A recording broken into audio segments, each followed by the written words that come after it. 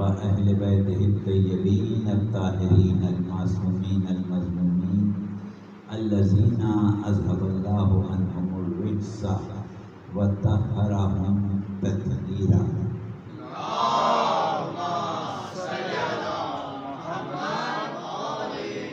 أما بعد فقد قال الله سبحانه وتعالى في محكم كتابه الحكيم بسم الله الرحمن الرحيم يوم لا ينفع مال ولا بنون إلا من أتى الله بقلب سليم. اللهم صل على محمد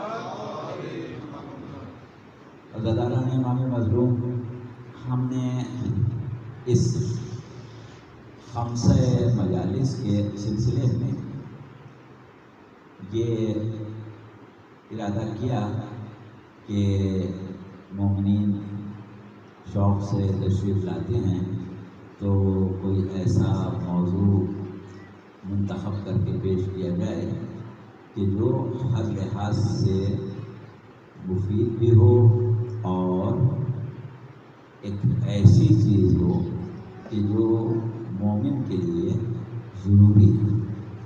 تو اس اعتبار سے ہم نے گفتگو کا عنوان قرار دیا تھا حیات دنیا اور نجات اخروی. حیات دنیا کیا ہے اور آخرت کی زندگی کیا ہے، آخرت کی زندگی کی نجات جو ہے وہ کس چیز میں ہے، کس طرح ہے.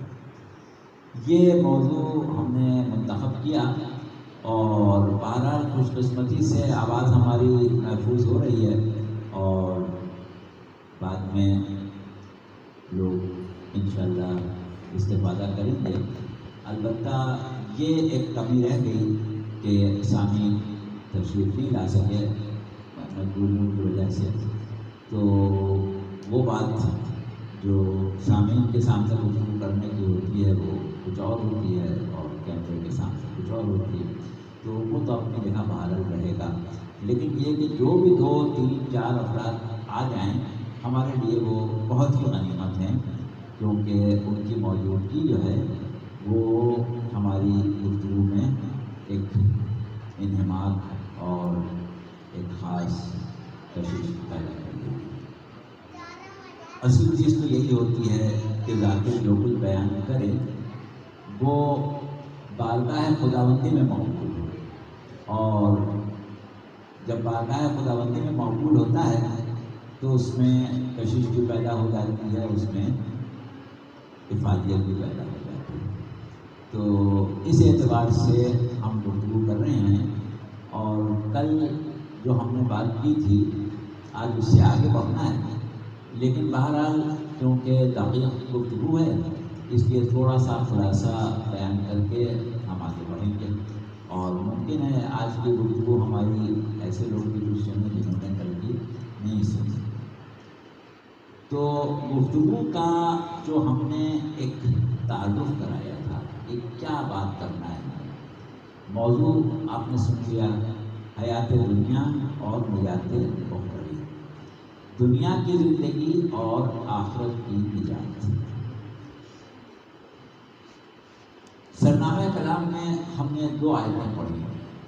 یہ سورہ شعراء کی 2 آیتیں ہیں 88 اور 89، اور اس میں پروردگار عالم ارشاد فرما رہا ہے کہ یوم لا ینفع مال ولا بنون، وہ دن وہ ہوگا کہ جس میں مال اور اولاد کام نہیں آئے گی.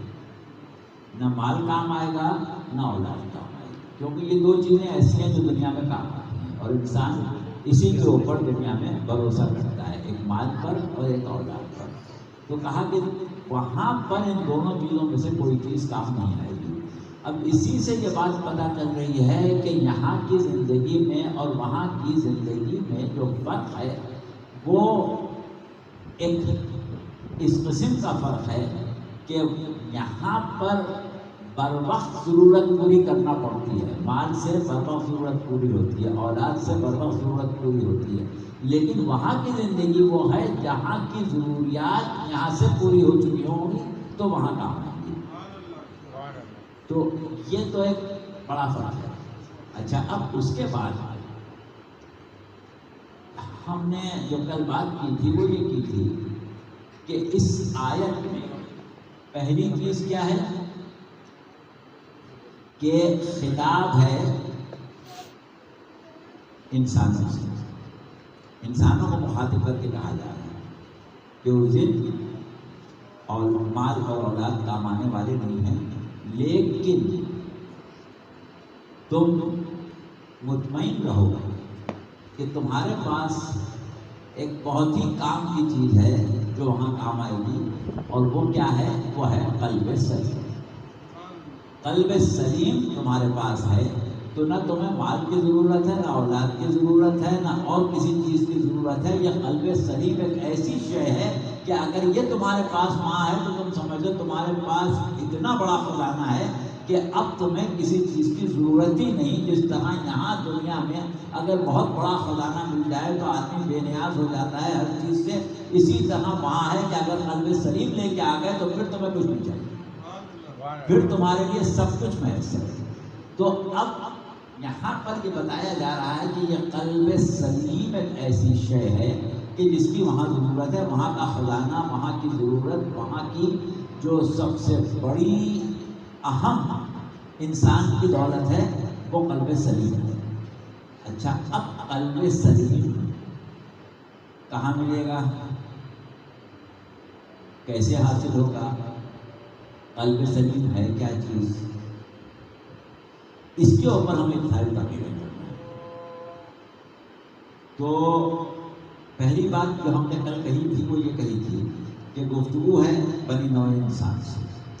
تو پہلے ہمیں سمجھنا پڑے گا کہ انسان کا دنیا میں آنے کا مقصد کیا ہے، انسان کی حقیقت کیا ہے، اور انسان کی حیات دنیا جو ہے اس کی حقیقت کیا ہے. ایک چیز تو یہ ہم نے ماننا. دوسری چیز جو ہے وہ یہ ہے کہ آگے کہا جا رہا ہے کہ یوم، اس دن. تو اس کا مطلب یہ ہے کہ ہمیں ایک دن کے لیے تیار ہونا ہے. کوئی دن ہے تو اب یہ سمجھنا پڑے گا کہ وہ دن کیا ہے، اس کا مقصد کیا ہے، اور اس دن کی نوعیت کیا ہوگا. تو اس طرح ہماری گفتگو میں ایک گوشہ وہ ہے کہ جس میں ہم قیامت کو سمجھائیں کہ قیامت کیا ہے، خود قیامت کیا ہے، کیسے برپا ہوگا اور کیا ہوگا. اچھا، تیسری چیز جو اس میں استعمال ہوئی وہ کیا استعمال ہوئی؟ یوم لا ینفع مال ولا بنون. اب مال اور بیٹے کا ہم جانتے ہیں. اس کے بعد کہا الا من اتی اللہ بقلب سلیم، سوائے اس کے کہ جو قلب سلیم لے کے آیا. تو اب ہمیں یہ دیکھنا پڑے گا کہ قلب کیا چیز ہے، سلیم کیا چیز ہے، کون سی کیفیت ہے جسے سلیم کہا جائے گا، اور سالمیت قلب جو ہے اس کا مطلب کیا ہے. تو یہ بڑی دقیق مباحث ہیں، اور اگر ہمارے سامنے اس کو اور سے سنیں اور اس کے اوپر تفکر کریں تو انشاءاللہ بہت سے فکر کے دریچے کھل جائیں گے، اور بہت سی ایسی چیزیں کہ جن کی طرف ابھی توجہ نہیں دی تھی اب انسان اس کی طرف متوجہ ہو جائے کہ یہ ہم نے تو کبھی سوچا ہی نہیں تھا اس طریقے سے. تو یہ ہے ہماری گفتگو کا مقصد. اب کل جو ہم نے بات کی تھی اس میں ہم نے یہ بتایا تھا کہ حیات دنیا جو ہے وہ کیا ہے. آج تھوڑی سی اس کی مزید وضاحت کر دیں کیونکہ کل ایک اجمالی سی بات کی تھی. انسان جو ہے وہ ایک مرکب مخلوق ہے، اور مرکب کا لفظ ہم استعمال کر رہے ہیں وہ اس معنوں میں استعمال کر رہے ہیں کہ اس کے وجود میں مختلف وجود جمع ہو گئے. مرکب کا لفظ اگر ہم کیمسٹری کی اصطلاح میں استعمال کریں جسے کمپاؤنڈ کہتے ہیں تو وہ معنی نہیں ہے، کیونکہ کیمسٹری والا مرکب جو ہوتا ہے یا کمپاؤنڈ جو ہوتا ہے اس میں صورت یہ ہوتی ہے کہ مختلف عناصر سے مل کے، ایلیمنٹ سے مل کے ایک کمپاؤنڈ بنتا ہے، اور اگر وہ ایلیمنٹس الگ ہو جائیں، عناصر الگ ہو جائیں تو کمپاؤنڈ فنا ہو جائے گا، اس کا وجود باقی نہیں ہے۔ جیسے آکسیجن اور ہائیڈروجن ملے پانی میں، اب اگر آکسیجن اور ہائیڈروجن الگ ہو جائیں تو آکسیجن آکسیجن رہے گی، ہائیڈروجن ہائیڈروجن رہے گی، پانی فنا ہو جائے گا، پانی باقی نہیں رہے گا۔ اب اگر ہم کہیں کہ انسان مرکب ہے تو جب ایلیمنٹس الگ ہوں گے، جب عناصر الگ ہوں گے تو انسان فنا ہو جائے گا، تو ایسا نہیں ہے، انسان فنا نہیں ہوتا، انسان باقی رہتا ہے۔ تو اس لحاظ سے ذرا سی وضاحت ہم نے کی کہ مرکب اس معنوں میں نہیں ہے جس معنوں میں کیمسٹری کا مرکب ہے، مرکب اس معنوں میں ہے کہ وجود جو ہے وہ ایک سالم، یا یہ سمجھیں کہ ایک ایسا وجود نہیں ہے کہ جو بالکل اس طرح ہو کہ اس کے ظاہر اور باطن میں کوئی فرق نہ ہو، بلکہ ایک ہی ظاہر ہو، ایک ہی باطن۔ یہاں یہ ہے کہ انسان کا ظاہر الگ ہے، باطن الگ ہے۔ ظاہری وجود جو ہے وہ مادی ہے دنیا میں، آخرت میں مادی نہیں ہوگا، برزخ میں مادی نہیں ہوگا، آخرت میں ایک حساب سے مادی ہوگا لیکن یہ والا مادہ نہیں ہوگا۔ تو دنیا میں ہم نے کل یہ مثال دی تھی اور آج تھوڑی سی پھر دیتے ہیں کہ ہم جب کوئی گفتگو کرتے ہیں، معافی ضمیر بیان کرتے ہیں، تو ہم کہتے ہیں کہ ہم نے یہ سوچا ہے، ہم یہ سمجھ رہے ہیں، آپ یہ بات یاد رکھیں، آپ اس طرح نہ سوچیں وغیرہ۔ تو ہم اور آپ کے الفاظ جب ہم استعمال کر رہے ہیں تو یہ اشارہ جو ہے یہ جسم کی طرف نہیں ہے، یہ اشارہ جو ہے کہ جسم کی طرف نہیں ہے، بلکہ یہ اشارہ جو ہے یہ ایک ایسے وجود کی طرف ہے کہ جو ہماری حقیقت ہے، جو حقیقت ہے۔ جسم جو ہے وہ ظاہر ہے، اور وہ جو ہم کہہ رہے ہیں آپ سمجھ لیں تو آپ کہہ کے ہم آپ کے جسم کی طرف اشارہ نہیں کر رہے، وہ کوئی اور حقیقت ہے جس کو ہم آپ کہہ رہے ہیں، وہ کوئی اور حقیقت ہے جس کو ہم کہہ رہے ہیں، وہ کوئی اور حقیقت ہے جس کو وہ کہہ رہے ہیں، وہ حقیقت الگ ہے اور جسم الگ ہے۔ اسی اعتبار سے ہم نے کل مثال دی تھی اور یہ سمجھایا تھا کہ جب ہم کہتے ہیں کہ زید کا بیٹا، زید کا بیٹا، اس کا مطلب کیا ہوتا ہے کہ زید کا اپنا وجود الگ ہے اور بیٹے کا وجود الگ ہے، دو الگ وجود ہو گئے، ایک زید اور ایک بیٹا۔ ہم نے کہا زید کا بھائی، زید کا گھر، زید کی دولت، تو زید الگ ہوا، باقی چیزیں الگ ہیں۔ تو اسی طرح جب ہم کہیں زید کا جسم، تو زید الگ ہے، جسم الگ ہے۔ زید جسم نہیں، جس طرح زید بیٹا نہیں ہے، زید بھائی نہیں ہے، زید دولت نہیں ہے، زید الگ ہے، دولت الگ ہے، زید کا جسم۔ اچھا، اب ہم ایک لفظ استعمال کرتے ہیں اپنے ہاں، فلاں کی روح، اس کا ثواب فلاں کی روح کو پہنچ جائے۔ اب اگر ہم یہ سمجھتے ہیں، مثلاً ہم نے کہا زید کی روح کو ثواب پہنچ جائے، تو اس کا مطلب کیا ہوا کہ زید کی روح جو ہے وہ زید نہیں ہے۔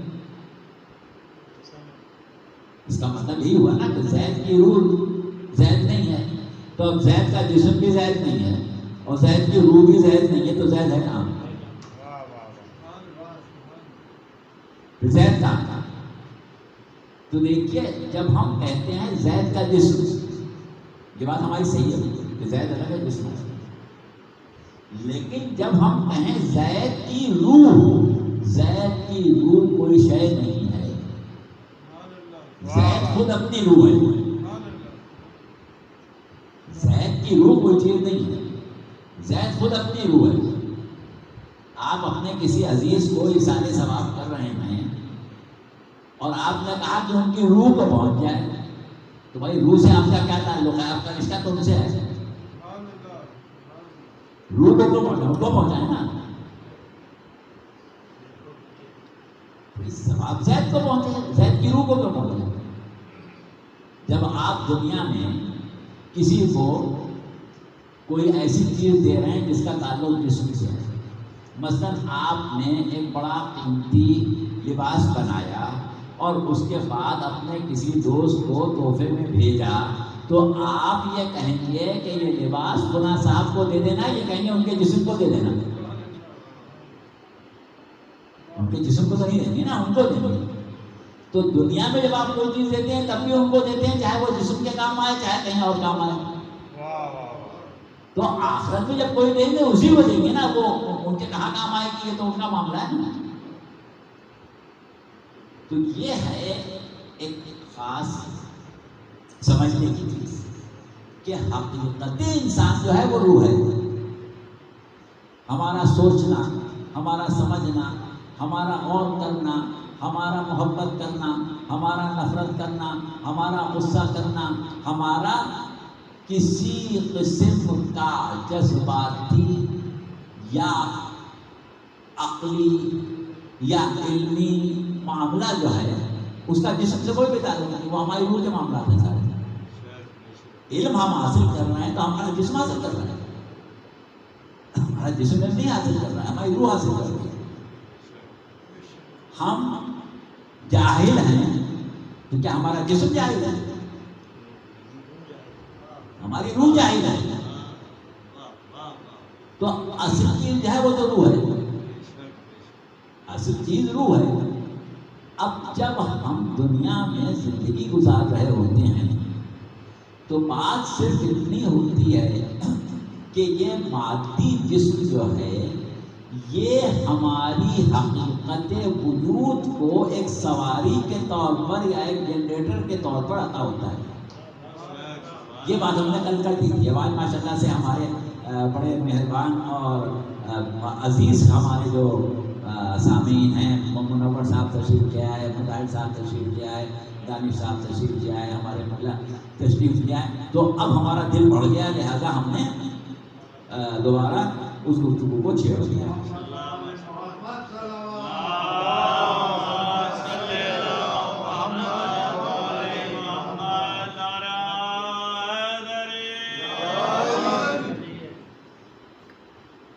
جسم جو ہے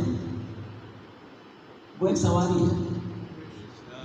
روح ہماری جس کو ہم دنیا میں نفس کہتے ہیں، جب تک ہمارا جسم اور روح کا رابطہ اور تعلق و تسلط باقی ہے، جب تک ہم اپنے حقیقت وجود کو نفس کہتے ہیں. لیکن جب یہ تعلق منقطع ہو جاتا ہے تو اپنے حقیقت وجود کو روح کہنے لگتے ہیں. اچھا، آپ بعض ایسے افراد کہ جو فلسفہ مبدأ و معاد یا فلسفہ تخلیق انسانی پر بات کریں تو آپ اکثر کتابوں میں پڑھیں گے، لوگوں کا قول سنیں گے کہ انسان جو ہے وہ روح، نفس اور جسم سے مل کے بنا ہے. کہیں آپ روح کو الگ تعریف الگ سنیں گے، نفس کی الگ سنیں گے، کہیں عقل کی تعریف الگ سنیں گے، کہیں قلب کی تعریف الگ سنیں گے. تو یہ سمجھ لیں کہ یہ سب جو الگ الگ تعریفیں ہوتی ہیں یہ دراصل ان کے مظاہر کے اعتبار سے ہوتی ہیں، حقیقت سب کی ہے. ہم کہیں قلب انسانی، ہم کہیں عقل انسانی، ہم کہیں روح انسانی، ہم کہیں نفس انسانی، وہ سب انسان کی حقیقت وجود ہے. مظاہر الگ ہیں، اس لیے کیسے الگ ہے کیونکہ ایک ہی حقیقت میں مظاہر بہت سے ہیں. حقیقت واحدہ ہے انسان. انسان حقیقت واحدہ ہے، لیکن اس حقیقت واحدہ میں بہت سے مظاہر ہیں، تو ان مظاہر کے اعتبار سے ہم اس حقیقت وجود کے مختلف نام رکھ دیتے ہیں، اس کے مختلف نام رکھ دیتے ہیں۔ تو اس اعتبار سے آپ کو اکثر علماء فلسفہ یہ کہتے ہوئے نظر آئیں گے کہ روح کی تعریف یہ ہے، نفس کی تعریف یہ ہے، قلب کی تعریف یہ ہے، عقل کی تعریف یہ ہے، تو وہ اپنی کار فرمائی کے اعتبار سے، وجود کے اعتبار سے نہیں ہے کہ آپ کے وجود میں عقل الگ ہے، آپ کے وجود میں نفس الگ ہے، آپ کے وجود میں روح الگ ہے، آپ کے وجود میں قلب الگ ہے، ایسا نہیں ہے، سب حقیقت وجود ہے۔ تو یہ بات جو ہے اس کی ضرورت اس لیے پڑ رہی ہے کہ جیسا کہ ہم نے کہا کہ ہمیں اس وقت سمجھانا کیا ہے کہ یوم لا ينفع مال ولا بنون الا من اتى الله بقلب سلیم، اس دن نہ مال کام آنے والا ہے نہ اولاد کام آنے والی ہے سوائے قلب سلیم کے۔ اب ہم یہ سمجھانا چاہ رہے ہیں کہ یہ قلب کیا ہے، سالمیت قلب کیا ہے، حیات دنیا کیا ہے۔ ہمارے جو سامنے بعد میں آئے ہم ان کو دفعہ پر مطلع کر دیں کہ ہماری گفتگو کا موضوع ہے حیات دنیا اور نجات اخروی، حیات دنیا اور نجات اخروی۔ تو ہم سب سے پہلے حقیقت حیات دنیا سامنے رکھتے ہیں۔ جب حیات دنیا کی حقیقت سمجھنا ہے تو پھر ہمیں خود اپنی حقیقت سمجھنا ہے، اپنی حقیقت سمجھ میں آئے گی تو اپنی حیات سمجھ میں آئے گی۔ دیکھیے حیات کیا ہے، حیات ہماری ایک کیفیت ہے، حیات جو ہے وہ ایک کیفیت ہے، تو وہ کیفیت اس وجود پر طاری ہو رہی ہے، جب تک کہ اس وجود کو نہیں سمجھیں گے اس کیفیت کا طاری ہونا سمجھ نہیں آئے گا۔ کس وجود پر وہ کیفیت طاری ہو رہی ہے، جیسے پروردگار عالم نے ارشاد فرمایا کہ تبارک الذی بیدہ الملک وہو علی کل شیء قدیر للذی خلق الموت والحیاۃ لیبلوکم ایکم احسن عملا۔ بابرکت ہے وہ ذات کے جس کے قبضہ قدرت میں کائنات کی حکومت ہے، اور وہ وہی ہے کہ جس نے موت کو خلق کیا، اور وہ وہی ہے جس نے حیات کو خلق کیا، موت کو بھی خلق کیا، حیات کو بھی خلق کیا۔ اب دیکھیے ہم لوگ کیا سمجھتے ہیں کہ حیات نہیں رہی تو موت آ گئی، موت تو اس نے خود خلق کی ہے، عدم حیات کا نام موت نہیں ہے، موت بھی ایک مخلوق ہے، خلق الموت والحیات، موت کو خلق کیا ہے، موت بھی اس کی مخلوق ہے، حیات بھی اس کی مخلوق ہے۔ تو اب موت اور حیات دونوں دو کیفیتیں ہیں جنہیں اللہ نے خلق کیا ہے، دو کیفیتوں کو اللہ نے خلق کیا، ایک کیفیت موت ایک کیفیت حیات، اور دونوں کو اس لیے خلق کیا کہ لیبلوکم ایکم احسن عملا، کہ تم کو حسن عمل میں آزما دے۔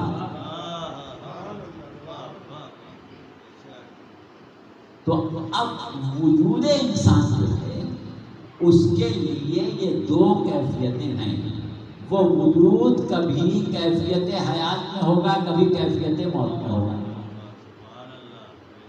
لیکن ایک بات یہاں پر سمجھ کہ وجود حقیقی جو ہے اس کے لیے موت بمعنی فنا وجود ہی نہیں رکھتی، کیفیت حیات کا مطلب یہ ہے کہ اس کا تسلط ایک مادی جسم کے اوپر باقی ہے، اس کو کہتے ہیں کیفیت حیات۔ اور جب وہ تسلط ختم ہو جائے تو جو کیفیت شروع ہوگی وہ ہے موت۔ تو موت اور حیات کا فرق نفس پر ہی پڑے گا۔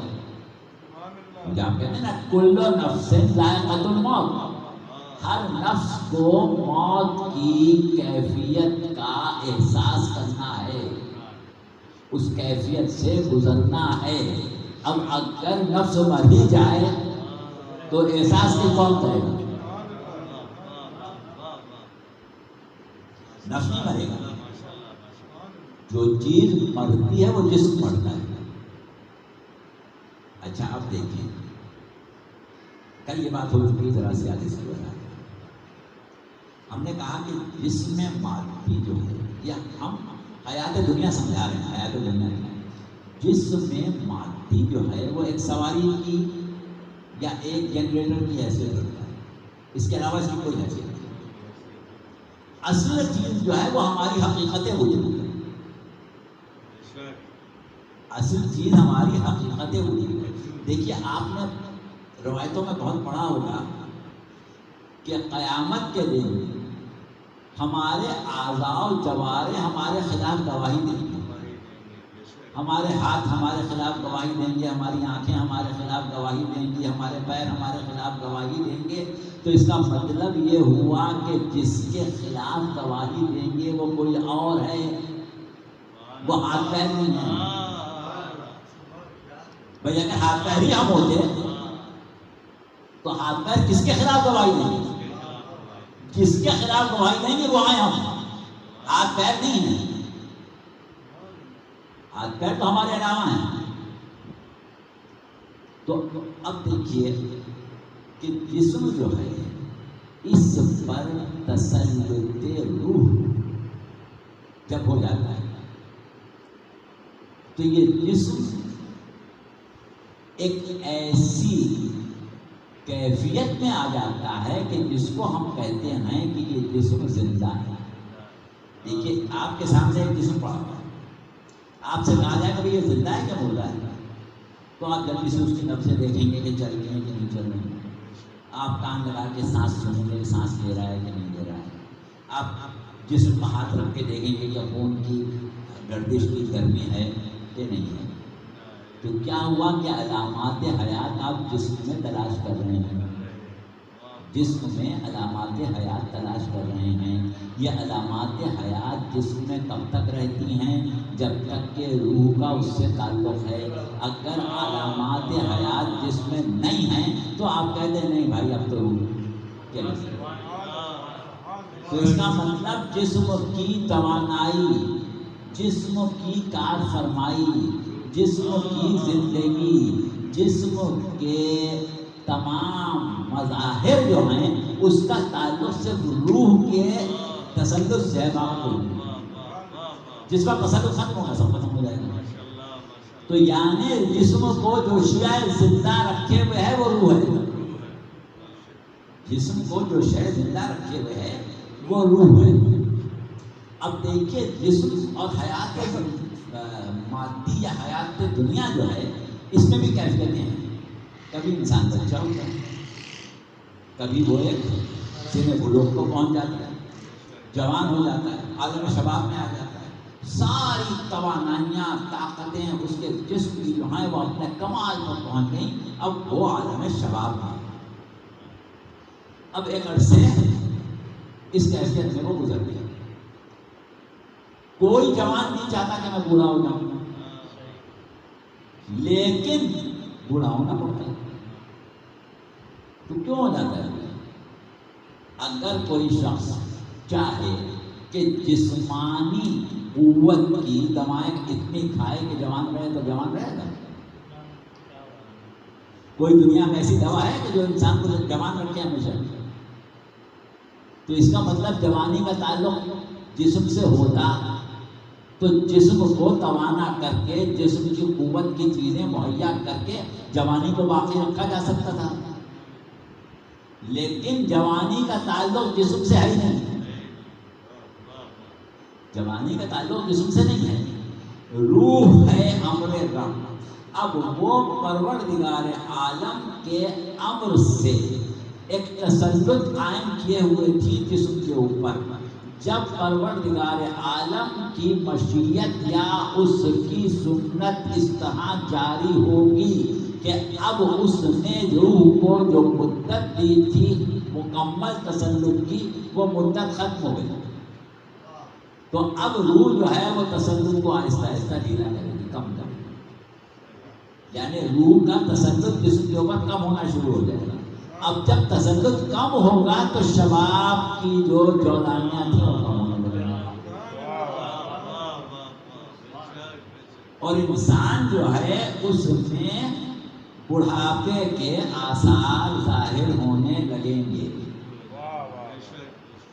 ہم جو کہتے ہیں کہ بڑھاپا آنے کے بعد کبھی جاتا نہیں ہے، تو اس کی وجہ یہی ہے کہ روح نے جس جسم کو چھوڑ دیا، اب وہ دوبارہ اس کے اوپر اپنی گرفت مضبوط نہیں کرے گی، وہ بالکل چھوڑ دے گی آہستہ آہستہ۔ تو جب تک اس نے گرفت کو مضبوط رکھا تھا، جسم جوان تھا، ڈھیلا ہونا شروع کیا، بوڑھا ہونے لگا۔ ہم کہتے ہیں روح قبض ہو گئی، روح قبض ہو گئی، بے شک روح قبض ہو جاتی ہے، لیکن یہ نہیں ہے کہ وہ اچانک قبض ہو رہی ہے، آہستہ آہستہ قبض ہو رہی ہے۔ ہم بڑھاپے کی منزلوں میں آ گئے، ہماری روح کافی حد تک قبض ہو چکی ہے، اب جتنی باقی ہے اتنا چل رہے ہیں۔ یہ ایک حکایت مشہور ہے کہ ایک بڑا عابد و زاہد شخص تھا، بہت اللہ کی عبادت کیا کرتا تھا۔ ایک مرتبہ اس نے دیکھا کہ بزرگ اس کے کمرے میں تشریف لے آئے، تو اس نے کہا کہ آپ کون ہو؟ اس نے کہا میں تو ملک الموت ہوں۔ اب کہتے گئے، جوان آدمی تھا، اچھا تو میری روح قبض کرنے آئے؟ انہوں نے کہا روح قبض کرنے کا بھی نہیں آیا، وہ آؤں گا جب وقت آئے گا، ابھی تو ایسی ملاقات کے لیے آئی۔ بڑے نیک آدمی ہوتے ہیں، مجھے اچھے لگے، میں نے اللہ سے اجازت مانگی کہ میں جا کے اس جوان سے ملاؤں، بڑا سادے جوان ہے، تو میں ملنے آ گیا۔ تو انہوں نے کہا ٹھیک ہے، بہت اچھا کیا آپ نے، آپ آ گئے، لیکن اب آئے ہیں تو ایک وعدہ کرنا تھا۔ وہ کیا وعدہ؟ کہا جب آپ میری روح قبض کرنے آئیے گا تو اس سے پہلے کم از کم 10-15 سال پہلے، 20 سال پہلے مجھے بتا دیجیے گا کہ اب تمہاری روح قبض کرنے کا وقت ہے۔ ٹھیک ہے بتا دوں گا، چلے گئے۔ اب اس کے بعد جب یہ بوڑھے ہو گئے اور ایک مرتبہ انہوں نے دیکھا کہ ملک الموت آیا ہے اور روح قبض کرنے کا آمادہ ہے، تو انہوں نے کہا وعدہ بھول گئے۔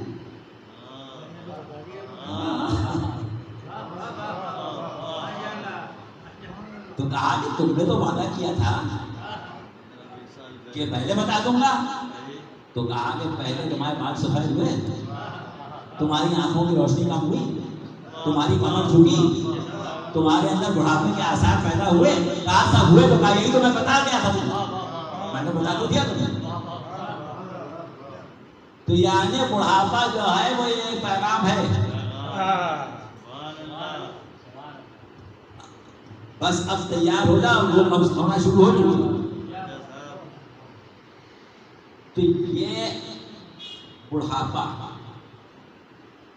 حیات دنیا کا ایک جزو لازمی ہے، اگر طبیعی موت ہو، اور کسی کو جوانی میں مار دو، بچپن میں مر جائے، وہ ایک بس۔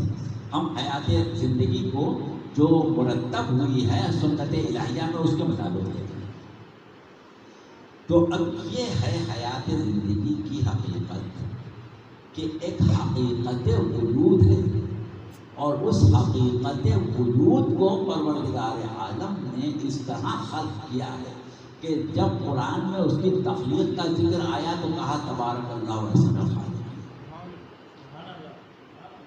کیا بابرکت ہے وہ خدا کی جو بہترین خلق کرنے والا، جسم کو خلق کرنے پر یہ نہیں کہا تھا۔ یہ اگر موقع ملا تو ہم وہ سورہ مومنون کی آیتیں ہیں وہ پڑھیں گے 14 سے لے کے 16 تک، کہ جہاں پروردگار عالم نے ذکر کیا ہے تخلیق انسانی کا، کہ ہم نے نطفے کو علقہ بنایا، علقے کو مضغہ بنایا، مضغے میں ہڈیاں ڈالی، ہڈیوں کو برکات چڑھائی، اس طریقے سے ہوتے ہوتے گوشت بنایا، خون بنایا، وہاں تک پروردگار بتاتا چلا جا رہا ہے۔ لیکن جب کہا کہ ہم نے اس کو ایک خاص شکل عطا کی، ایک خاص خلقت عطا کی، تب کہا تبارک اللہ احسن الخالقین۔ تو وہ خاص خلقت جو ہے وہ ہے تخلیق روح۔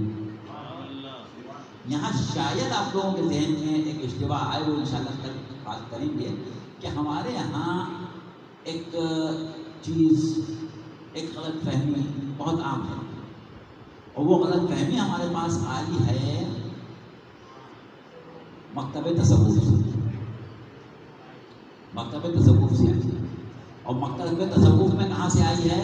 مکتب تصوف میں آئی ہے ایک اسلامی فلسفے کے بہت بڑے ماہر شہاب الدین سہروردی، ان کو کہتے ہیں شیخ الاشراق۔ انہوں نے فلسفے کے نظریات اسلام میں پیش کیے، اور جب انہوں نے اسلام میں فلسفے کے جو نظریات پیش کیے تو انہوں نے اپنے تمام نظریات کو اور اپنی تمام تعلیمات کے بارے میں کہا کہ یہ میں نے افلاطون سے لی، افلاطون سے لی۔ اور ہمیں یہ دیکھ کے تعجب ہوتا ہے کہ ان کی تعلیمات اور ان کے جتنے بھی نظریات ہیں اور جتنی بھی انہوں نے گفتگو کی ہے، ان کی گفتگو کا بھی ایک فلسفہ ہے، فلسفے کی قسمیں ہیں۔ اس فلسفے کو جو شیخ شہاب الدین سہروردی کا فلسفہ ہے، ہم کہتے ہیں فلسفہ اشراقی، فلسفہ اشراقی۔ اس کے علاوہ ایک فلسفہ ہے فلسفہ مشائی، تو فلسفہ مشائی الگ ہے، فلسفہ اشراقی الگ ہے۔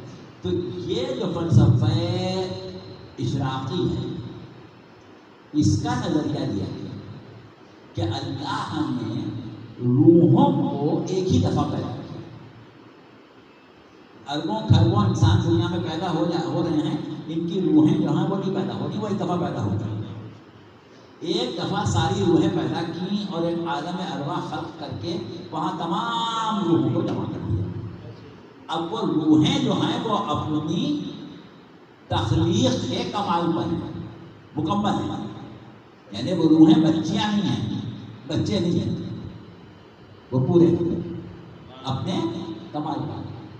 اب جب کوئی بچہ پیدا ہونے والا ہوتا ہے، شکم مادر میں 4-5 مہینے کا ہو جاتا ہے اور جسم کی ارتقائی منزلیں پوری ہو جاتی ہیں تو عالم ارواح سے ایک روح لے کچھ ڈال دی جاتی ہے۔ یہ ہے نظریہ فلسفہ اشراقی کا، یہ ہمارا نہیں ہے، یعنی تصوف سے آیا ہمارے پاس۔ اگر ہم یہ مان لیں تو اس کا نتیجہ کیا ہوگا کہ جب بچہ پیدا ہوگا نا تو اس کو بالکل جہاں دیدہ ہے بزرگ آدمی جیسا ہونا چاہیے۔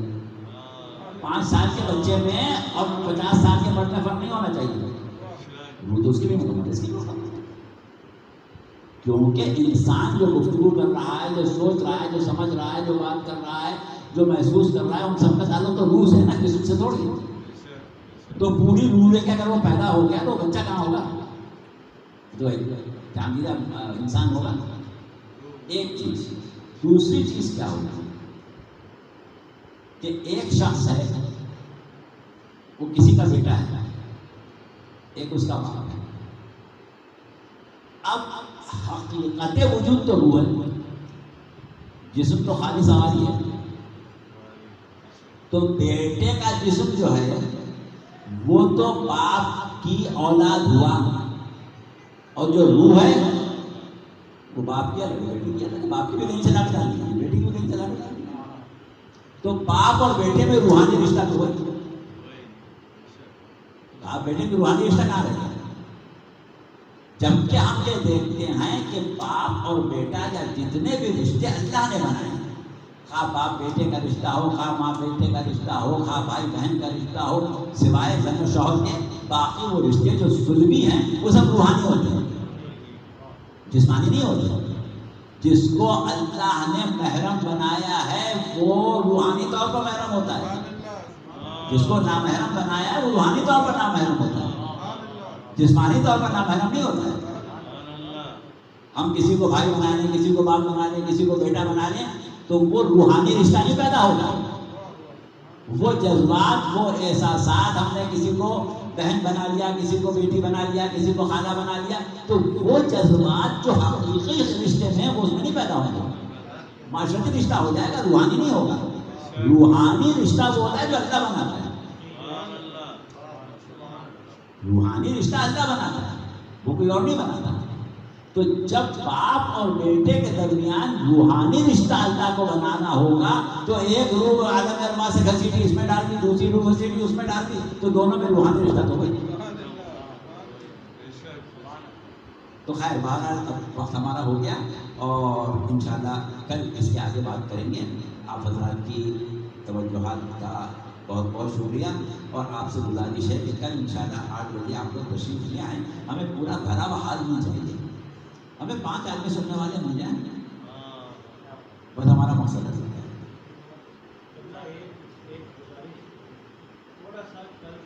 اسی کے لیے لفظ روح استعمال ہوتا ہے، اسی کے لیے لفظ قلب استعمال ہوتا ہے، اسی کے لیے لفظ نفس استعمال ہوتا ہے. لیکن مظاہر کے فرق کی وجہ سے ہم اس کے مختلف نام دیتے ہیں.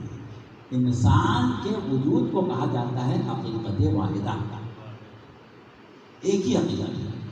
اب ہم جب دنیا میں اس کی حقیقت کی طرف متوجہ ہوتے ہیں تو ہم کہتے ہیں نفس انسان، اور جب تعلق جسم ختم ہونے کے بعد اس کی طرف متوجہ ہوتے ہیں تو کہتے ہیں روح انسان. یہ ہے.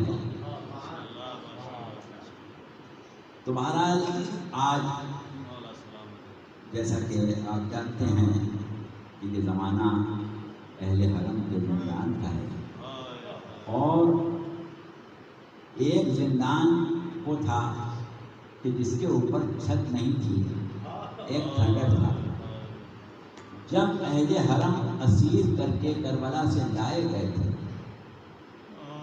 اور دربار میں پیش ہونے کے بعد جب حکم آیا تھا قید کا، تو ایک خرابے میں قید کیا گیا تھا. ایک کھنڈر تھا، ایسا کھنڈر کہ جو حشرات الارض سے بھرا ہوا تھا، اور وہاں چھت نہ ہونے کی وجہ سے دن میں دھوپ اور رات میں اوس اور شدید سردی میں سرد ہوائیں، وہاں بچے جاں بحق ہوتے ہیں، بیویاں جاں بحق ہوتی ہیں. ایک عرصہ گزرنے کے بعد یزید کی بیوی ہند نے اہل حرم کو اس زندان سے منتقل کروایا قصر یزید کے تہخانے میں. اور قصر یزید کا تہخانہ جو اتنا اندھیرا تھا کہ رات اور دن کی تمیز نہیں ہوتی تھی.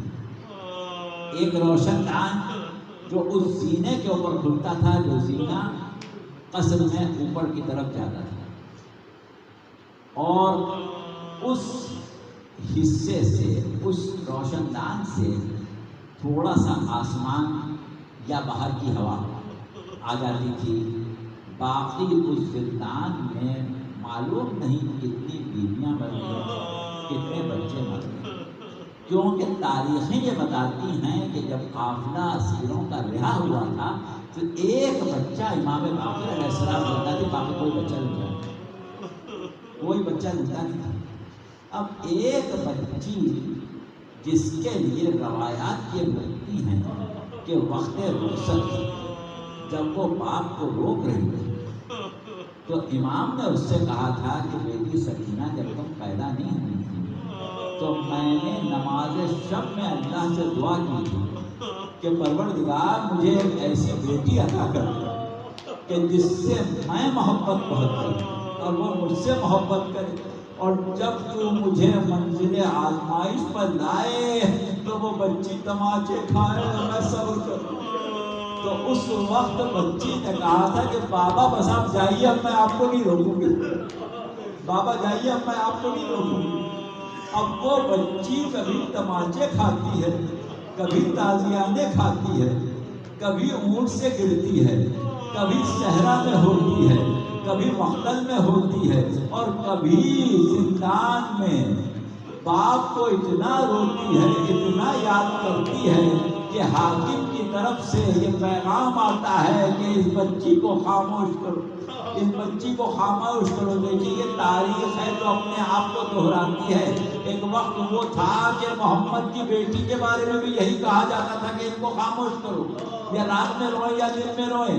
آج حسین کی بیٹی کے لیے کہا جا رہا ہے کہ اس کو خاموش کرو، یہ اتنا کیوں روتی ہے. اور ایک مرتبہ بچی نے ایک تو روتے روتے جب تھوڑی سی آنکھ لگی تو گھبرا کے اٹھی، یہ کہتی ہوئی کہ پھوپھی اماں بابا ہے، اماں بابا.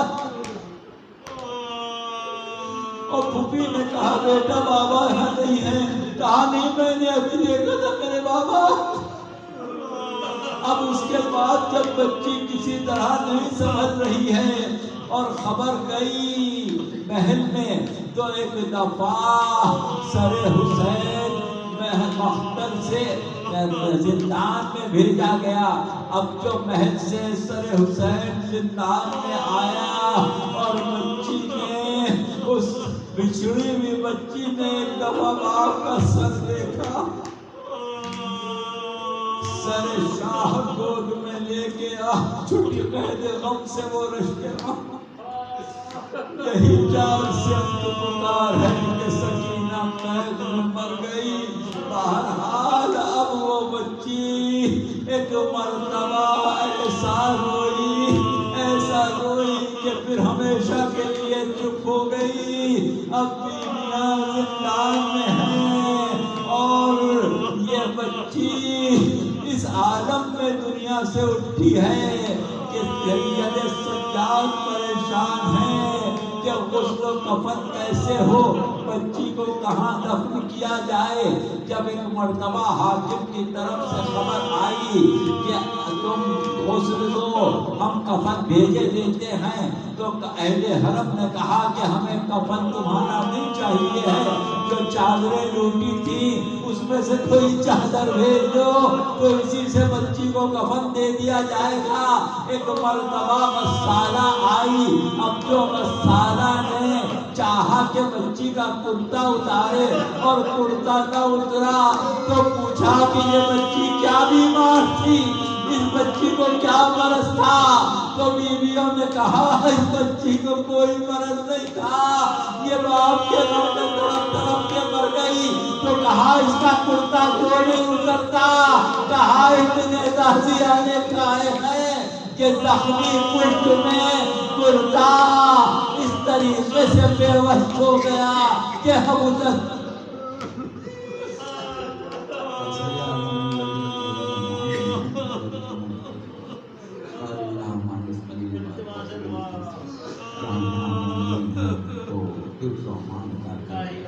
جو مومنین بیمار ہیں انہیں صحت کاملہ اور عاجلہ عطا فرما، جو پریشان ہیں ان کی پریشانیوں کو دور فرما۔